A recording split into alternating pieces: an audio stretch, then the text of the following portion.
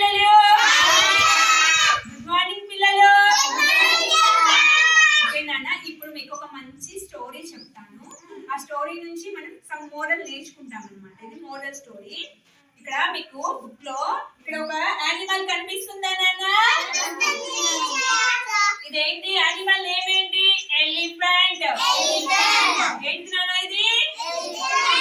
Elephant అంటే ఏంటిది? ఏనుగు. తర్వాత ఇక్కడ ఒక స్మాల్ యానిమల్ కనిపిస్తుందా? దీని పేరేంటి? టోటాయిస్.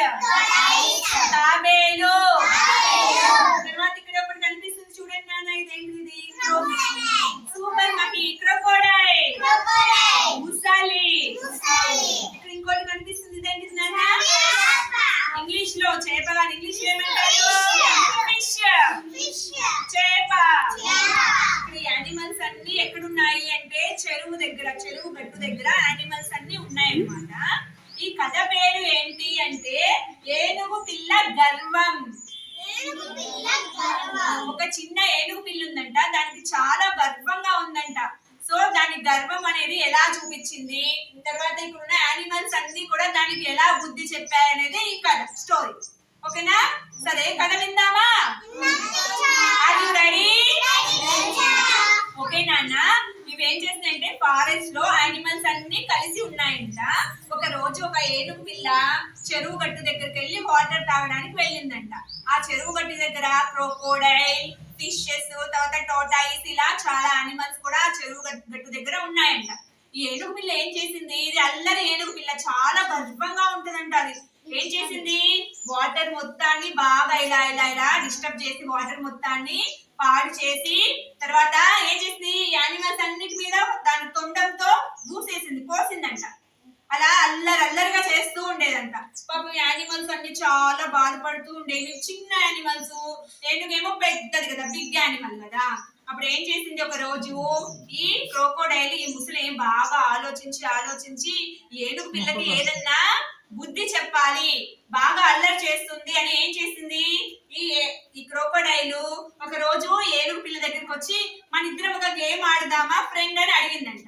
ఇది చాలా పొగరు కదా, ఏం ఆట ఆడదాము అని ర్యాష్ గా అడిగితే అప్పుడు ఇది మంచిగా పొలైట్ గా మన ఇద్దరం ఫ్రెండ్స్ కదా, మన ఇద్దరం ఒక గేమ్ ఆడదాము, ఆ గేమ్ లో ఎవరైతే విన్ అవుతారో వాళ్ళ మాట వినాలి అని చెప్పిందంట.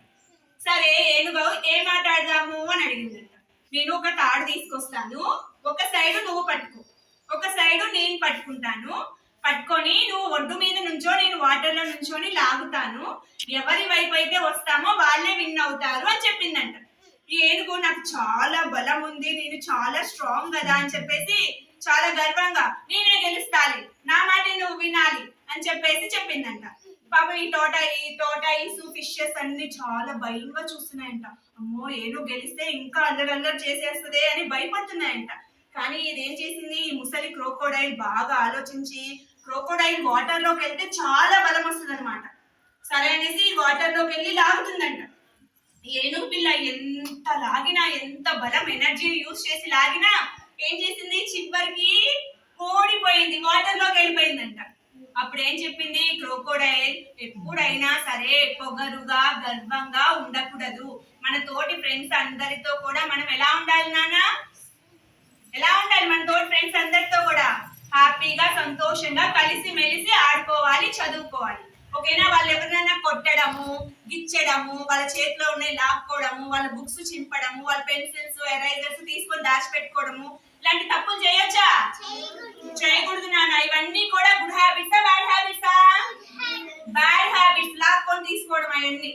గుడ్ హ్యాబిట్స్ అంటే అందరితో కలిసి మెలిసి మంచిగా ఫ్రెండ్షిప్ చేస్తూ అందరితో చక్కగా ఉండాలి, బాగా చదువుకోవాలి. అర్థమైందా నాన్న? ఏనుగు పిల్ల గర్వం